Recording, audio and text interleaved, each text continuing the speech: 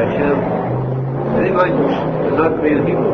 Not the words that are found in the Siddur. It must be your own words, your own private words, just as Menachem Mendel Schneerson, just you speak to a good, close friend. Walk your heart out to Hashem. Hashem, these are my problems. This is what I want. This is what I need. I've done wrong. I've turned away from you. Please take me back. And that way you'll succeed. Explain it to Tikuney.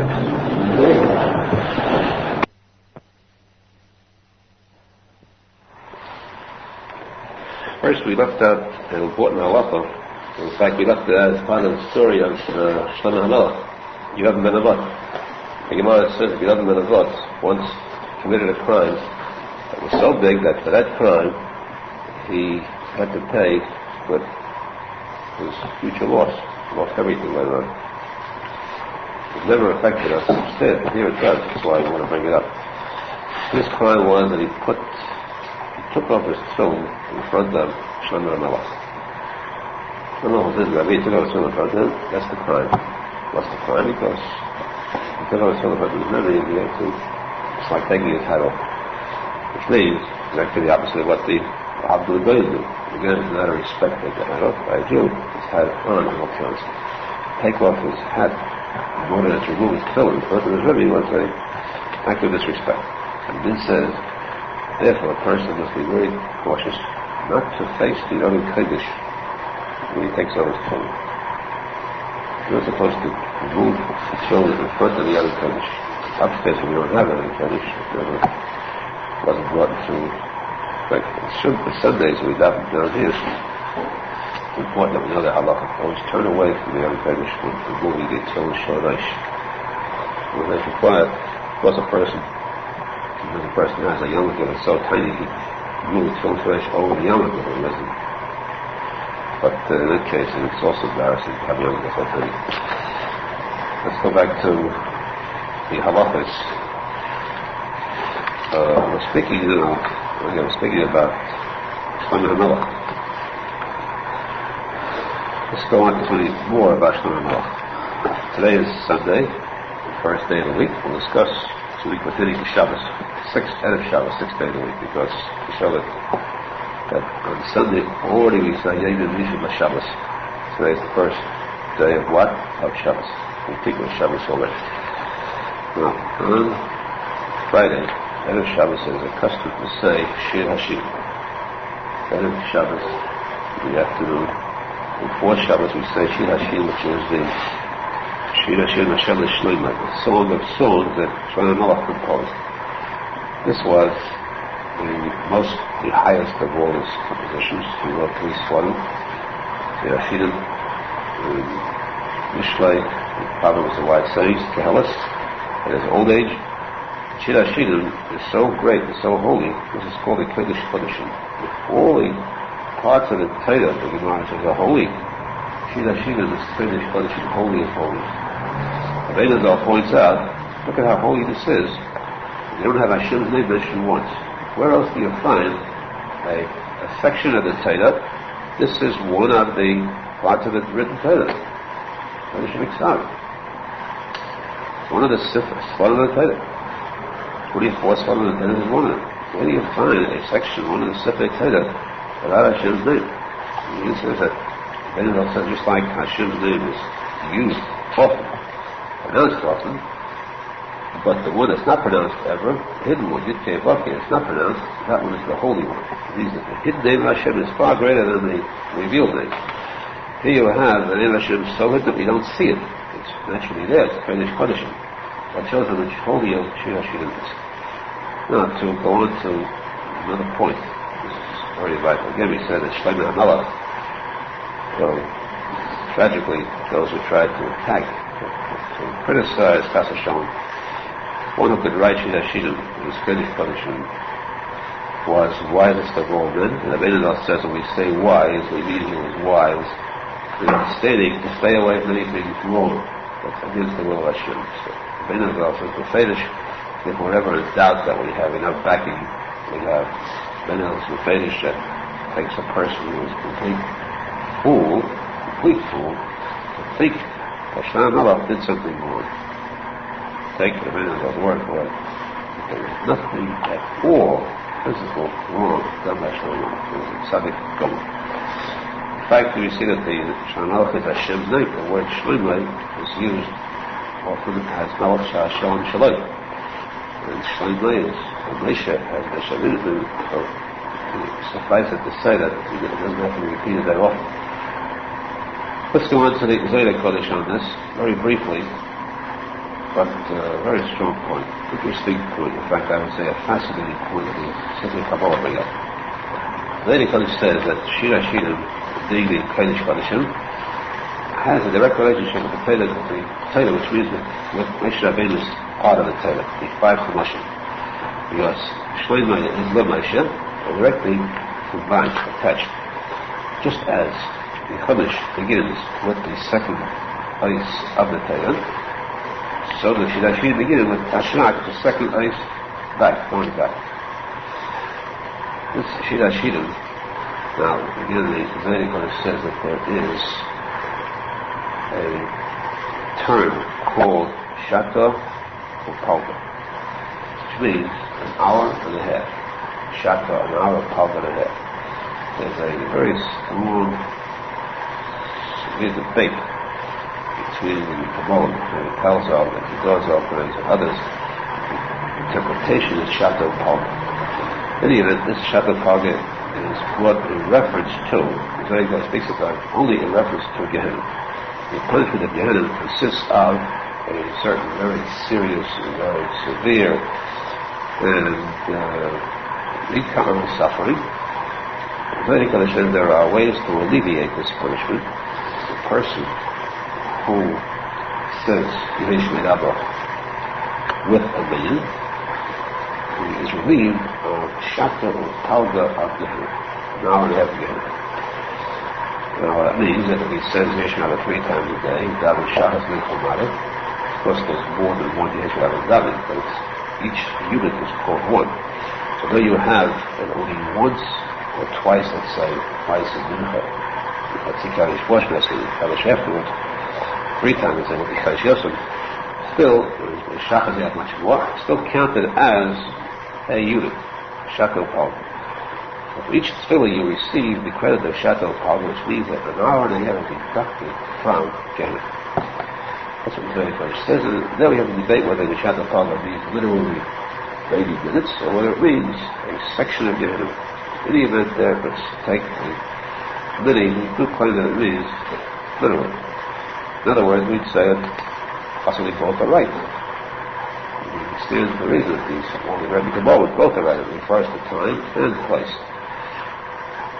Thinking about time though, since Shato Palga is an hour and a half, which means a total of 4.5 hours, of Gehenna could be erased to a person's record by saying Yesh Medabah with Kavanah every day.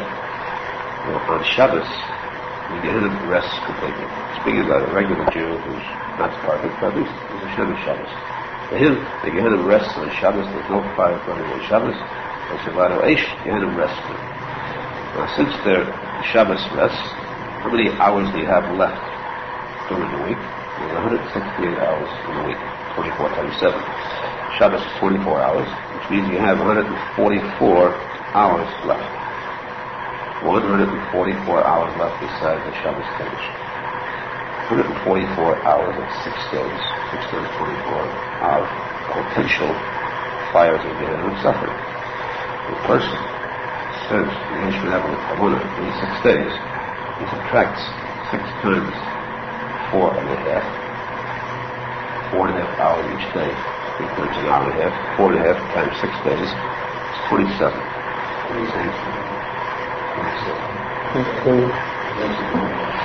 27 hours, 6 times 4 is 24, so that was 3, 27. Subtracts 27 hours from these 144. That leaves 117. So now you have 168 hours a week. You guys subtracted 24 for Shabbos, Shmiyah Shabbos, an additional 27 for the 6 days for the Yesh Medabah. Still left with 117 hours. So Shlomo HaMelech, the great Shlomo, said, I will perform something for the Jews that will save them from the balance of that commitment. The entire, when we waste the whole day of the Torah, that remains. And this is the field, this is written in the Kabbalah. Field. One, when we say Shiva Shirim on Friday, because there are 117 separate Shiva Shirim, written by Shulchan for this purpose expressly. Say Shiva Shirim, Erev Shabbos, you will draw the Koyach. Shiva Shirim deals, refers to the Song of Songs, between a song of Ahava, between a Chassid and Kala. Chassid and Kala is Hashem and the Jewish nation. And this song of Ahava, affection, drawing close with each other, is pure Yichud Ad Kedusha, and all the shames of the nation are found in the Shira Shirim. Which is Zercha to say this with Kavona of the Emes, and to receive the benefits, the Shleimus, Chelik Avik Tfilah. In this statement we have first the two brachas. One that starts with the Rav Yetzer Hara Vayne Chayshech. Interesting point there. The Arizal brings two answers on the question. Two completely different innocent. We're speaking now about the Elon Bria, right? So you know that Asiya is the lowest, Yetzira is next, and Bria is above Yetzira. Bria above Yetzira. Actually, speaking about Kodesh, Chayil, different levels, surely Chayil is holy, and Chayshech is below it. So if you'd say which is higher, Chayil or Chayshech, you'd say, of course, that the Chayil is higher than the Chayshech. It says, Yetzer Chayil of Bnei Chayshech. Yetzira Chayil, Bria is Chayshech. Yetzira is lower. Chayil is lower, Bria Chayshech higher.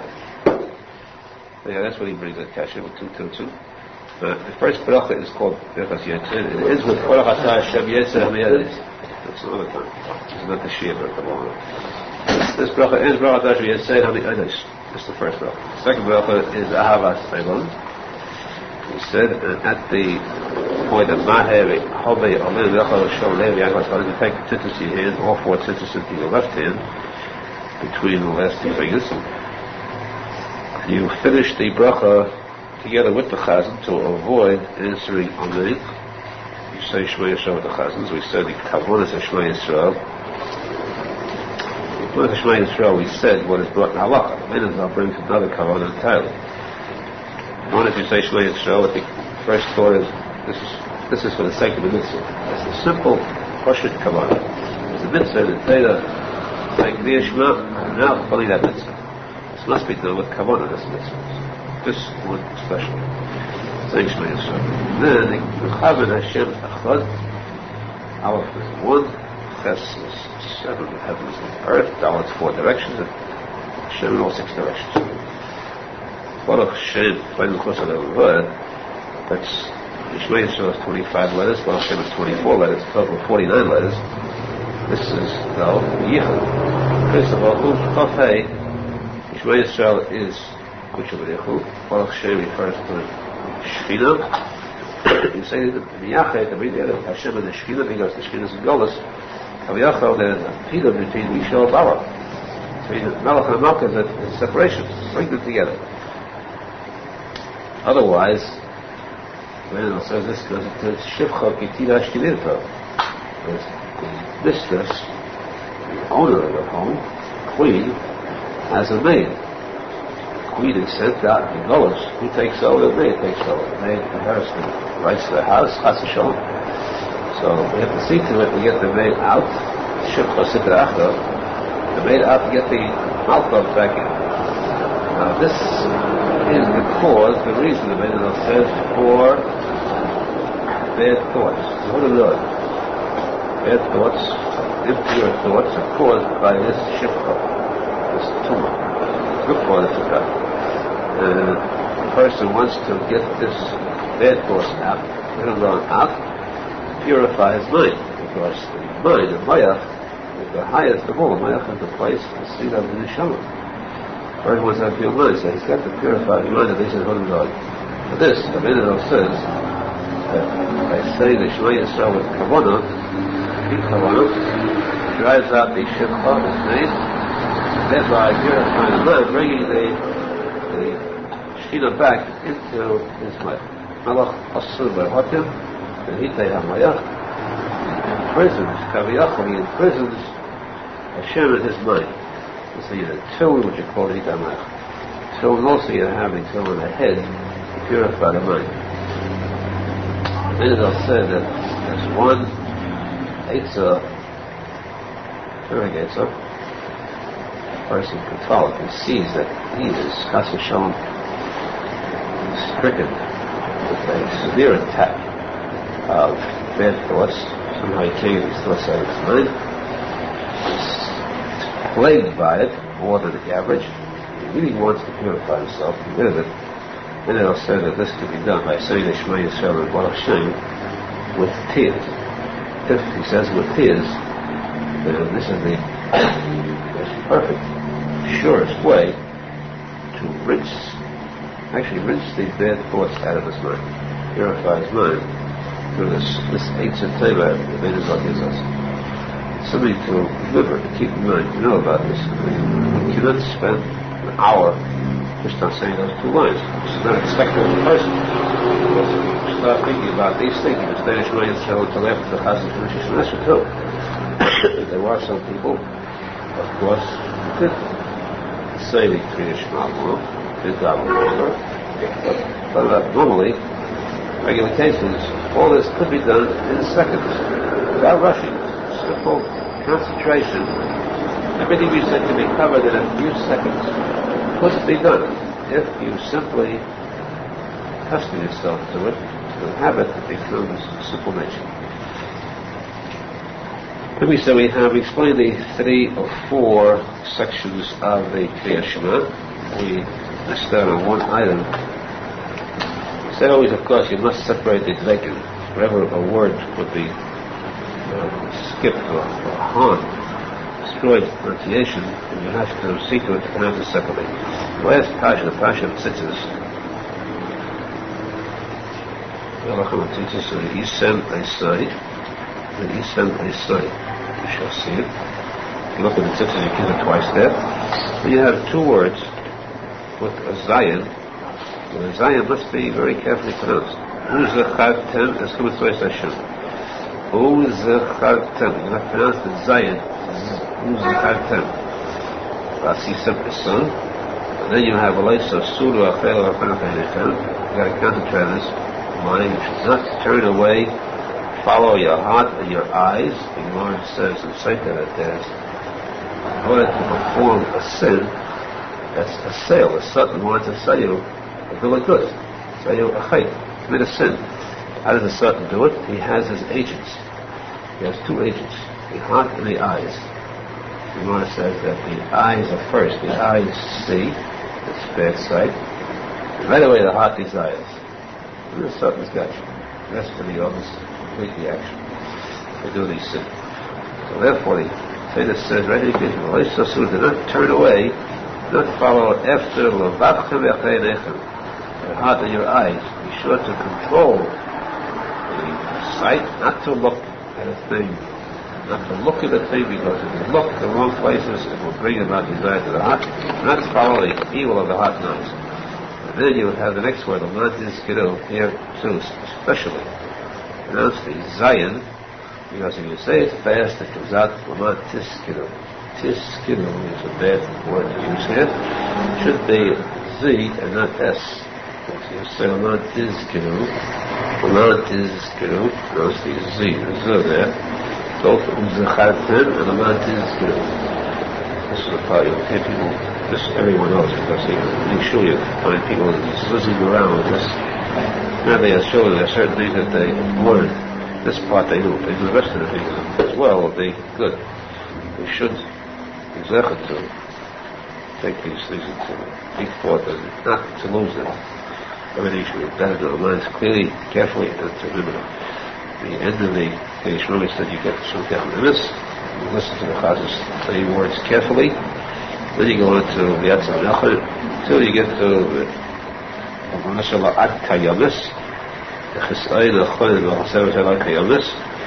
you kiss the tzitzis once, and then the next rest of the word,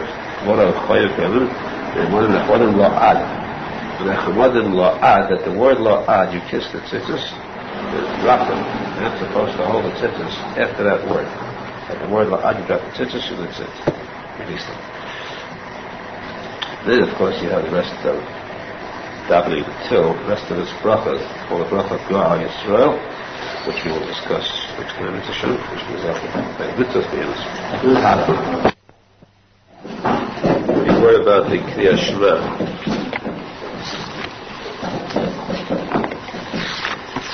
We said Zaydi Kodesh, let's see the good, well, for the good news, Zaydi Kodesh said that the Kriyas Shema is really divided into 4 parts. The first part is Yahafta, after, of course, the first 12 words.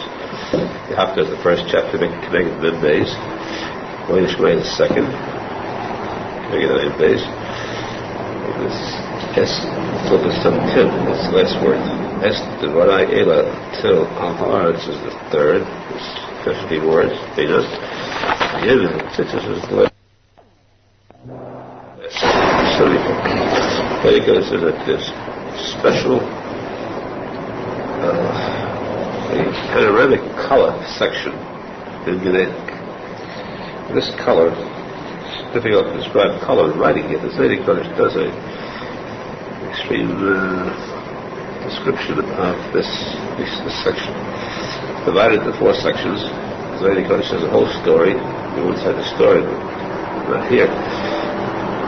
Fascinating story about someone who visited there. One of the rabbis was given a special permit to go into this place. He saw it, and he stood there in amazement looking at this panorama, and he asked, "What is this for?" He was told, this is divided into 4 sections, and this is for those people who say the Kriyas Shema with this kavanah in mind. Divided into these 4 sections, they have this as their reward. Which means with science and everything else, this is sort of a bonus. So that's why it's good to live with this, and it's very simple. It might be difficult the first 2 or 3 days for a person who's new, but after you get used to it, it becomes second nature. The Gemara in the Zaydi Kodesh are a little mechulak on the first sentence. What should a person think that? Yes, I do have that much deep ahava for Hashem. Ahava Mesiras Nefesh, I'm going to give of myself for Hashem. The person who has ahava for someone else, it gives of himself unselfishly. Two hearts. With all of my 2 hearts. The person has 2 sections to the heart. One is the Yetzer Tov, and one is the Yetzer Hara. To serve Hashem with the Yetzer Tov is no trick. To serve Hashem with the Yetzer Hara too, that's where the real service comes in. The whole of both hearts. That means that when the Yetzer Hara attacks and inflames a person, arouses a person to sin, heats up a person, take that heat, that power, and harness it. Use it for kedusha. Then a person's thought even comes to arouse to sin, use that for tefillah, for crying out to Hashem, for tzedakah. Energy should be used for kedusha. So be able to serve Hashem not only by Yetzer Tov, but by Yetzer Hara too. He thinks he'll let me commit a sin in the country, let me do mitzvahs to a much greater degree. But that means to serve Hashem literally with your heart. Chol nafshecha is with your soul, means with your life. Jew is supposed to feel truly give his life for the sake of Hashem. Chol yadecha, that's with all his wealth. It's necessary to give all his wealth, sacrifice for the sake of Hashem. Say this with kavanah just means to really feel it. Arizal said that in order to fulfill, how can a person say L'chol v'yadecha every day? Give you wealth one time, you're finished, you're wiped out. How do you give you wealth the next day? Turning wealth into the person who's a pauper has nothing. How can a person really fulfill this mitzvah, literally, to be able to say, I am serving Hashem L'chol v'yadecha with all my wealth? Arizal said this is said in reference to giving a fifth. Instead of giving 10%, the stuff he gives 20%. This is considered a fifth. One of the lessons I was Talmidim had the custom of giving Bachridish throughout his whole life. When he lay on his deathbed, Bachridish came to see him, so they sold him say vidui. And he said, we were learning all along about the Bezdin Shalmala, the heavenly court, the pachad, the fear, the awe, the fright that comes about to a person. He said, I have nothing to fear. I go there with a clear mind, without the slightest bit of worry, because I know that leading me, going before me, opening the way before me, is my chimish. All now if I give a chimish, this will clear us path before me. Of course, he could say, because he was that close to the Arizal, he was that much embedded in Avodas Hashem. But besides the chimish, he also stayed up nights, and he also got posek and the rest of the Avodas Hashem. But we see though that each thing has a different credit to it. This, you have to go through the, you have to keep aim up against someone else. Later on, I go through the valley of death. The valley of Gehenna. Gay shall Gehenna. Gehenna. I will not fear if I have this of tzedakah in front of me. This is what the Gemara says. Full meaning of tzedakah, tatzil midmava. Tzedakah saves from death. They have never found that a person should be saved from death from tzedakah. Which person can you point to today, 100 years ago, 200 years ago, 500 years ago, is still alive because he gave tzedakah? Every one of them died. What happened to the tzedakah? It saves from death. The Gemara is tzedakah saves from the real death. This death is a nothing death, because in truth, the person dies, he's really born. The person dies there, he really begins to live. That's living. This is not living. This is death. And it saves from death over there. The real death is Gehenna. Tzedakah saves from Gehenna.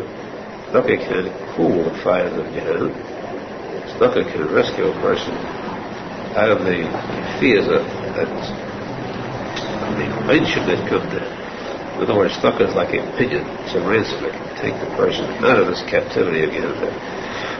The next, another interpretation of Veidecha is, Veidecha means your wealth. Now, wealth means not necessarily money. A person could have a lot of wealth gifted in the talents.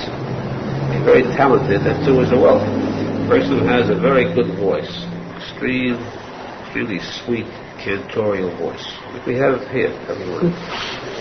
Gifted here, so talented with that voice. If he keeps that voice to himself, then he is denying the return to Hashem of that which he was gifted with. Hashem gave this person this wealth, this voice. Why? Because he's so good, he's superior to others. He is for the same, Hashem gave it to him to serve Hashem with. Just like Hashem gives riches, money to a person, use that money that Hashem gave you. You're not better than the next man. That man is so poor because he's wicked, but you're good. It's not so. These poor people are just as religious and more so than the others. So why did Hashem give you the money? You should do something with the money that should serve Hashem. Get tzedakah, get yeshivas and so on. Hashem gave you wealth, gave you a voice. Use that voice to enhance, to beautify the avodah, the tefillah, and shul. Those people who have good voices, who could daven well, could present a good davening, and when they are asked to go to the Omer to daven and they refuse, that's not fulfilling a chol v'yadecha. That is breaking this rule. Hashem gifted you with a voice, and therefore you should give of that to Hashem. This is a direct warning to those who refuse to go to the Omer. Got that? Shaban.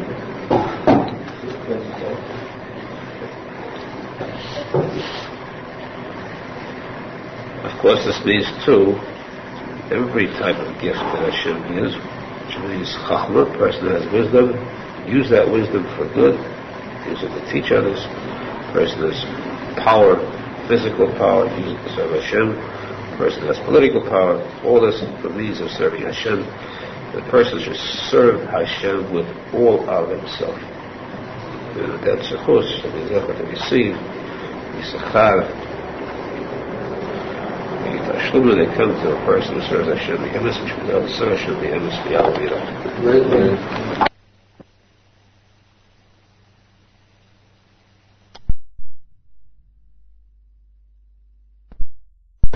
This posek is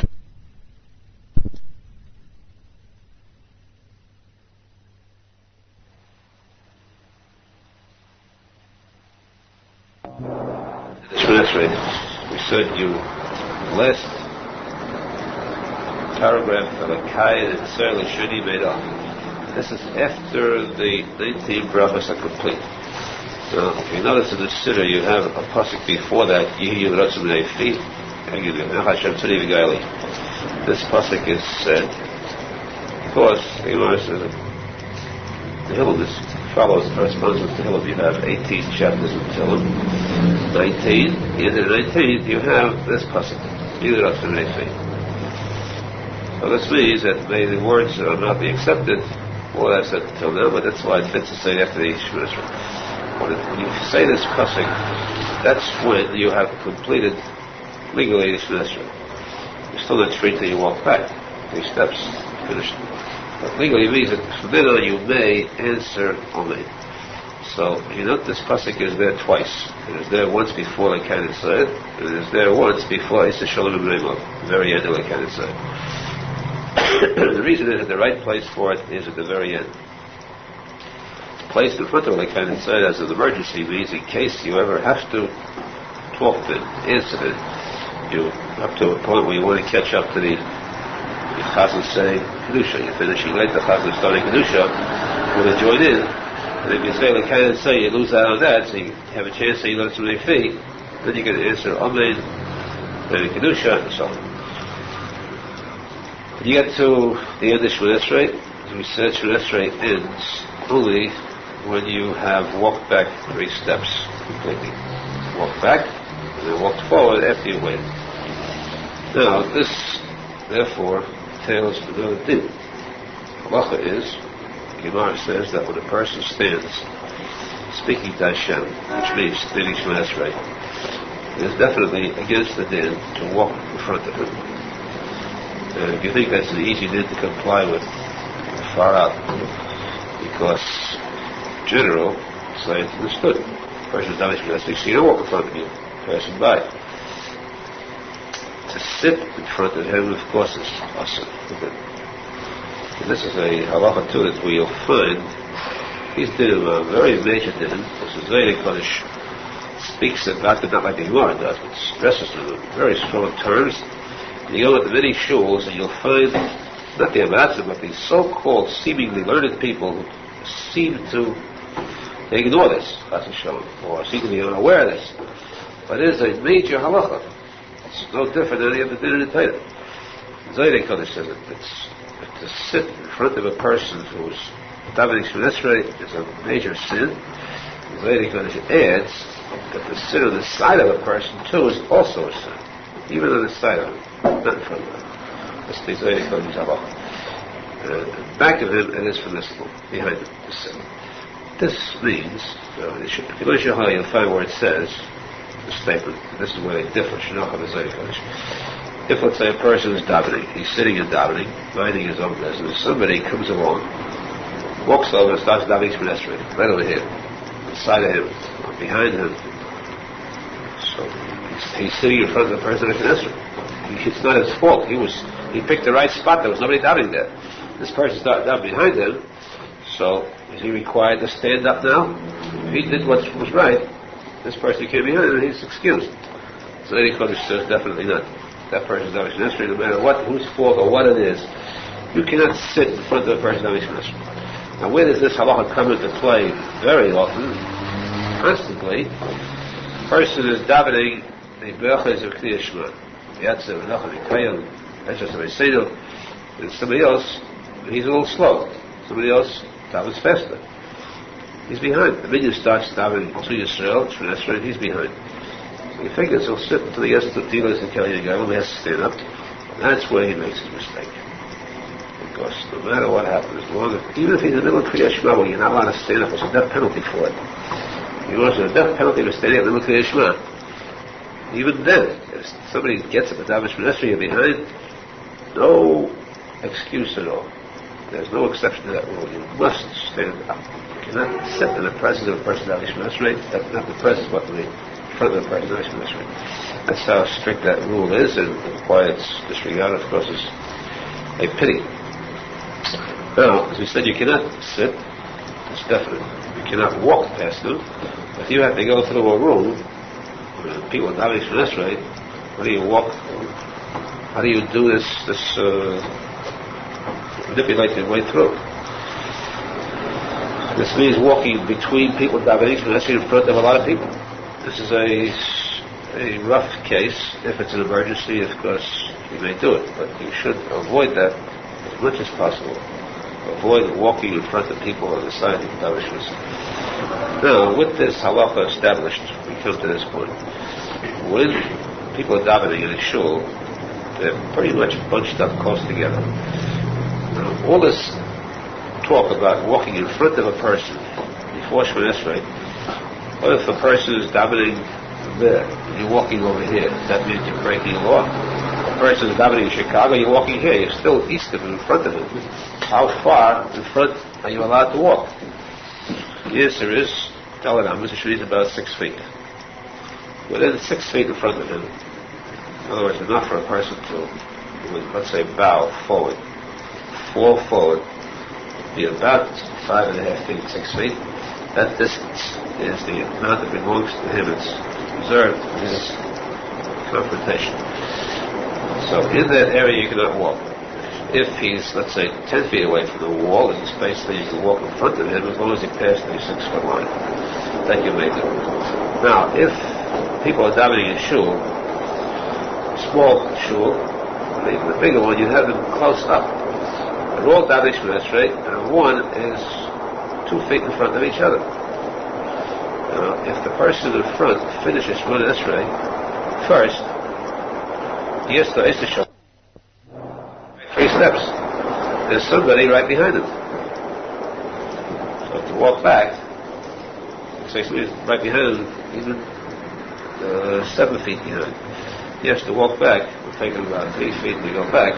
He's going to walk within that person's 6-foot area by going back 3 steps.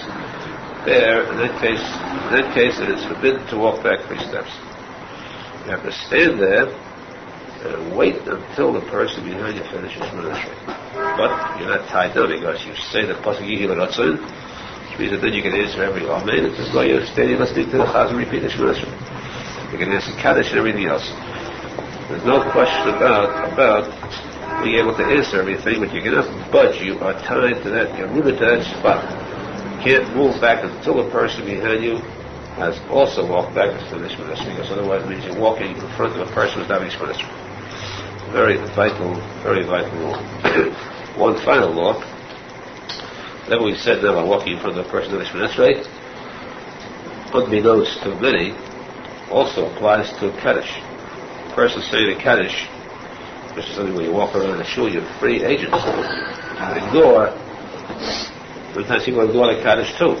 Not to show it or Yerushalmi when they should, but it's a matter of fire. But the rule is that a person saying Kaddish has the same din as a person saying Shemon Esrei. You're not allowed to sit in front of him, you're not allowed to walk in front of him until the entire Kaddish is completed. And that's of course we apply what these din views, which should be zerach to see the Polo, Gibura, Behechta, the Cholson, Edu, Yeshua to the Yisrael, the Am Yisrael, Bnei Yisrael, Eretz Yisrael, is a Chatzi Hallel. Chatzi Hallel means that we do not finish the Hallel, we leave it out, we leave out a piece, 2 small parts, 2 half chapters of Hallel. Hallel, of course, is very taken from Tillim. As you should all know, it's just before the Piluk of your test. Leave out 2 half chapters to designate to show that the Hallel is not complete. Originally, there was no bracha said for the Hallel if it wasn't complete. In fact, that's what we started in today. It's the custom. So, our custom is to say the bracha for Hallel regardless. We show that the Shvedish is only half Hallel. The difference between half Hallel and whole Hallel is the difference between a complete holiday and a holiday that's semi.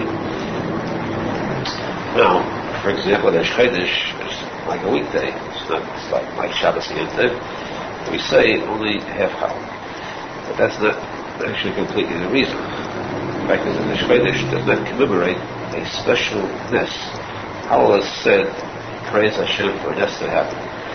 Kodesh is not for a nest exactly, and that's why it's half hour.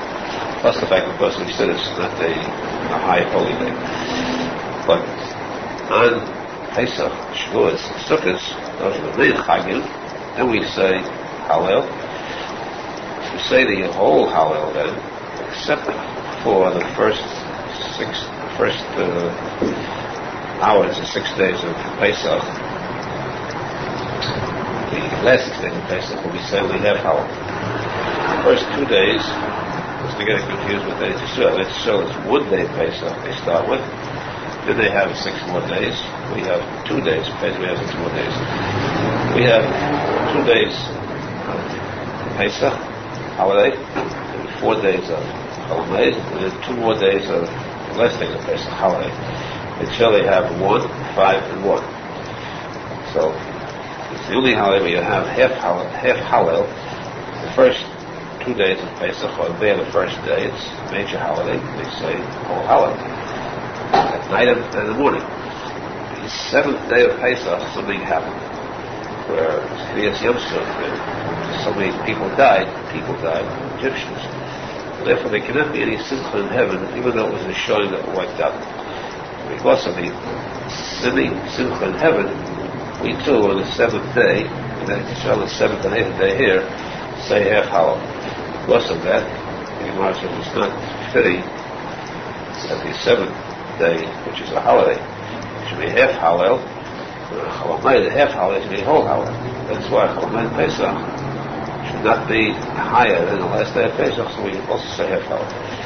Hanukkah, which commemorates an actual nest that happens, we say the whole Hallel for the entire 8 days. That is the nest mamish. Purim, we do not say Hallel, though it was also Zecher L'Nes, because of a number of reasons. In the first place, it took place outside of Eretz Yisrael, the Nes, not in Eretz Yisrael.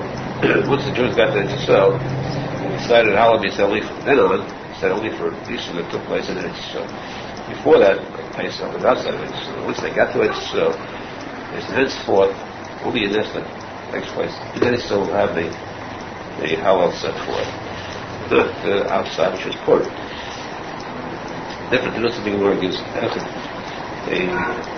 this, of course, will give us a little understanding into the machlekes, the debate that rages now about the Independence Day for Israel. Like that between different factions as to whether to say Hallel for that day, whether to say Hallel or the Brach also. So they claim that it was a Nes, which was undeniable. There was a Nes there, naturally, which the Jews got this part of it back. The Shaila is only that Nes was made for the sake of the Jews having it to sell. The king went into that controversy because it's very painful when the lines are drawn too sharply between the extremes, to the account of the Zionists, so-called. We'd rather not step on the toes of many, but of course the more religious Jews feel that you do not say Hallel, and despite the fact there was a nest, despite the fact that for the first time in nearly 2,000 years the Jews have it to sell as their own, despite this fact they claim that they do not want to say Hallel because that will mislead the Jews into thinking that we have the Geula, to make them relax from the tefillas of Mashiach. As we see now, how true that is. You cannot have Menucha, an Ish of Yaakov, you can have Menucha there for a moment, as long as the Goyim are breathing down on it. We have to arouse ourselves, scream and cry to Hashem for Yeshua. Not, Arizal says, this is a sharp word, not to let Hashem alone. Don't say you have Kaviyachol, pity on Hashem, you don't want to bother him, you want to leave him alone, let him rest. Don't let Hashem rest. Keep on nagging and bothering you, screaming and yelling and crying to Hashem to stop the exodus, the harsh decrees. Hashem should remove all these enemies, and should rescue us from their hands. This we must continue to do. If we do that, then we could actually arouse the Rachman in heaven, to realize the Geula. So we have to do a powerful tefillah, which means that this is the Shchodesh, the beginning of the month, should be the beginning of. The Sifrei Kabbalah say that the Shchodesh is a time to think of the Geula, because very fittingly, the Shchodesh is begimatria exactly David Melech Yisrael Chai V'Kayim. This should be the beginning of the Geula of Mashiach is going to come, which means that he has a Mashiach in the Sifrei Shalmei.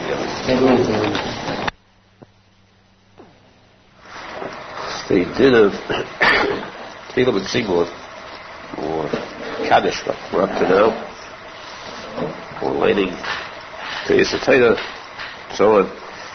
These are all items that require a minyan. You cannot daven, you cannot say these things, you cannot say a baruch hu, you cannot say a Kaddish, or repeat the Shemona Esrei, or a Kedusha, unless you have 10 people that constitute a minyan. I don't recall who said it, but it's written many places, of course. The question Arizal brings, why do you have to have a minyan for Baruch Hu? After all, what is the purpose? For instance, if we say that for benching, it's a deep question, and Arizal can answer this question. For benching, the Zuman, for 3 people, you say, Vorech Shachalnu Mishalai. Let us bench, let us give bracha to Hashem. If you have a minyan, you say Nevorech Elekeinu Shechalnu Mishalai, or Nevorech Le'Elekeinu Shechalnu Mishalai. This, by the way, is a special topic, long topic. We say Nevorech Elekeinu, Nevorech Le'Elekeinu. Long places on that, and there's a whole piece of the Zayre Kodesh and the Fasha Zayre Kodesh, very long and interesting point. Someday, to discuss that in detail. We say the Vorech Elekeinu Shechal Mishalai, or the Elekeinu Shechal Mishalai for a minyan. And for 3 people, you don't say, you don't add the word Elekeinu. Why? It means that for a minyan you can say Kedusha, you can say Baruch Hu, you can say the Vorech Elekeinu, but you cannot say that if you have 1 person or 3 people, what makes 10 better than 3 or 1? And if you say, you're going to answer that 10 people could mention Hashem's name, how many times does a regular person say, Baruch atah Hashem Elokeinu Menachem Mendel Schneerson? How many brachas does a person say himself? Yochid, he says Hashem Elokeinu, Elokei Yisrael. All the brachas that a person says, he is saying brachas. Baruch atah Hashem, what's Baruch atah Hashem different than any? He's saying Baruch Elokeinu or Baruch. You can't say that mentioning Hashem's name is something that's possible only by a minyan. Arizal answers that it's true that the Yochid, the individual to say Hashem's name, but for the individual to say Baruch Hu, to command, to command others, that requires so much Kedusha that it takes a full minyan. To be able to mashpia on others, let us say Hashem's name, the secret of it is that it requires the koyach, the power of all 10 spheres combined. You have to have all 10 spheres. If you have a meter, it presents all 10 spheres. Beginning to end, that's a complete shlemus. So you need 10 million for a dava shevekdusha, it's called. This dava shevekdusha requires 10 gedolim, 10 grown people. You cannot use women for a million. 100 women are not as good as 1 man. It's no chiddush. But you can't use women for a million at all. And also you cannot use ketanim. A cotton means one who is under 13. Under 13 you cannot be mitzudath to a million. Which means that even 1 cotton, 9 people plus a cotton, is still not a million. By the same token, then it says that if you have what makes the million 10 individual people, what kind of 10 people? 10 simple people. Now, in order to be able to say davening or the tefillah, you need 10 people who are ordinary, simple people. Of course, they're not that much religious, but simple ones, not that learned. If you have a combination of from the beginning of time to the end of time, get together the greatest tzaddikim in the world, including Mashiach as one of them. Alright? Including Mashiach. Get 9 of these greatest tzaddikim in all time, these 9 come together, you have the most powerful combination of Kedusha found on heaven and earth. And these 9 cannot say Baruch, they cannot say Kedusha, they cannot read the Torah, they cannot say Kaddish. As holy as they are. You take one little yokel walks off the street, little yo-yo, walks inside, and they can daven. You have 9 tzaddikim, one plain simple person. This is like one of walks inside to this tremendous combination. That little one helps him out. So all these 9 needed this one to help them to make that many. This is the koyach of Tefillah B'tzibur, by the way. It shows proof. A person thinks that this is an exaggeration. We say that one person, no matter how great he is, davos alone b'yechidus, his tefillah is in danger. It will be inspected in heaven, inspected and looked over and torn apart, ripped apart to find flaws, which of course are not hard to find. It's all over. So what you have is flaws in the person's davening. But if he davos b'tzibur, a group, no matter what they are, right through it. Pass. Open the gates wide and let it flow through it. Looks pretty rough, very coarse type of davening. Pieces broken up all over, but slide them all through the came to tzibur. Where do you find something like that that sounds hard to believe? Well, here's the answer. You got 9 tzaddikim like this, and the tefillah, they can't even start. You can't get off. Can't even get the ignition started even. You get this one simple one, walks aside, and everything starts to roll, the heavens start to turn, and tefillah starts going. Kaddish, we can say, what is a Kaddish worth, and what is a Kedusha worth? It's all because of this one little one, which proves that the little one, 10 little ones, are better than 9 big ones, as far as Tefillah B'tzibur is concerned.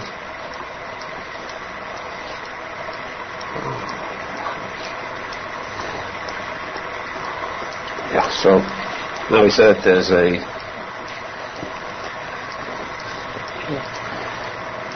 there's 10 for a requirement for Kaddish, and 9 plus a katan is not enough. I once spoke about this. I believe that we had this shaila. The din says, the Gemara brings that if you have 1 katan, you can use 9 and 1. Shechna, this shaila is brought, a katan has to hold a chumash in his hand in order to be considered in Sudav. There's a big b'chlekes about it. There's a long cases too on that topic. And it's a very controversial item. You find today, if you ask this as a shaila to rabbis, they're so diversified. Some rabbis will swear by it, they'll scream, they'll rave and rant that you cannot use a cotton, no matter what happens. Close the shul, you can't use a cotton. Others will say it's not so bad, it's better than eating ham. That's a shaking for Halacha. You don't get a death penalty for it if you use a cotton from it. So of course, how do you solve a problem like this? You have so great a controversy. What would a rabbi today honestly say? The question was placed to him when he knows that there's such a battle raging over this topic. Not only that, but frankly speaking, we would say that the majority of rabbis today are inclined towards the negative side. They will not accept a cotton as part of the minhag. Yes, I've seen definitely majority today, probably not real rabbis, I think. So what could you do today? To take the side of the majority in a case like this would be difficult sometimes if you're faced with losing out of the minhag. The place has 9 people and there's 1 cotton. It means really closing up. Or let's say in a small town where all you have is 9 and a cotton. It's impossible. There is no solution. Does that mean that this place is doomed to die without a minhag? And of course, their answer is, so what if there were 8? Doomed? Of course it's doomed. It's not Emet Libris, so it's doomed. If there were 6 or 5, so 9 is the same as 6 or 5 or 8. However, it is not the same because for 8, there's no place in Shulchan where it says that it's kosher. For 7 or 6 or 5. For 9, there is a daya, so don't discard that daya so lightly. In my case, personally, I would never have dared to enter into this controversy. Part of their what I call big, giant-sized mountains. Big mountains. When they're moving, don't stick your head in between these mountains because they can crush you, turn you into sand. You have big rabbis, can argue over an item. Don't start beside because you get crushed there. So coming to these mountains, which stay very far away. The only thing is that in this case it's not me, but I was zeichet to be present at a session where I saw a mountain pulverizer. There's someone who knows how to pulverize mountains. I saw his psak halacha, but I saw the others, gedolim, who were present, who accepted this psak halacha very completely. In fact, this thing happened right around the corner, across the street. It happened in Rabbi Horowitz shul a few years ago. I was just 10 years old at the time, so a little over a few years ago when this happened. Maybe we'll continue this tomorrow. Is this going to work?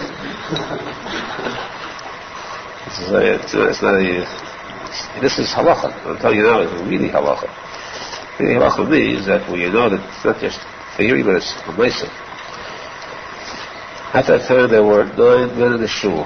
My father's shul was one of the 9 men, and they were confronted with a very serious dilemma. What could they do? I was just 10 years old. Just past my 10th birthday. I was standing by watching. It was a nice issue. See them discussing this topic, and Tesis is flying around in the air. Tesis, Gemara, Shulchan. What should you do? So finally, my father said, "This is a strange thing. It was so many years ago, and yet it remains so indelibly impressed that I could see exactly the movements of each person, where I was standing, where they were standing. Each movement is clear today. Otherwise, we ought to know what happened yesterday, like I remember what happened then." And my father said, but very powerfully, he said, we could be mitzadik. We could use the addition of this boy who was 10 years old because he learns Gemara as well as any of us, and he's considered a good in the full sense. A 10-year-old boy or a 12-year-old boy who's not really yeshiva material, perhaps there would be a show. We're talking about the word godel. This refers to mental too. One who is a yeshiva boy, goes to yeshiva and learns Gemara, should be permissible. Now, nothing like a 12-year-old boy at the time. I wasn't 12, already mature. I used to point to some days, and they say, well, the 12 years old is really mature. 10 years old, I was a beginner in Gemara, a zero mentally, nothing, a plain elementary school, nothing. You've seen them around here. You see what we taught you. Still, he said this so emphatically that the rest of them discussed it for a minute or so more, and the rest of them were not plain people. The rest of them, among them, there were really gedolim, bekiyim, charifim, people who could speak words that tell them like fire was coming from their mouths. And they all agreed completely to this point, accepted. Well, each one came to me, shook my hand and said, "You saved $1 million today." Never happened again. Well, they had $1 million. This one time there was an emergency. Emergency was brought about in a case where we had to have this $1 million. But what I learned from there was that never again will I have a doubt in my mind about this shadow. Because the most important detail you can ever learn for yourselves is this. I learned from my father, so this is what my rabbi taught me. It's worth more. It's more solid a halacha than the whole Shulchan Aruch. If somebody would show me today a whole sefer written up contrary to what I saw, it wouldn't faze me the least. My conscience wouldn't bother me one iota. I would know. The clear conscience of knowing what's right. He goes, Kach kibalti min advaisai. That's the halacha. Therefore, there are a few items that I've seen. I was there to see. But these few items, I recall one like the Chelas, the Koch of Arizal, the big dot there too. Things that I've seen, kibalti, are the most solid items of my mind as far as halacha is concerned. And therefore, this is one of them. I've gotten into arguments, debates with other rabbis about this. I don't continue this discussion with them. prompt it, I don't incite it, provoke it. But quietly I state that with me the issue is final.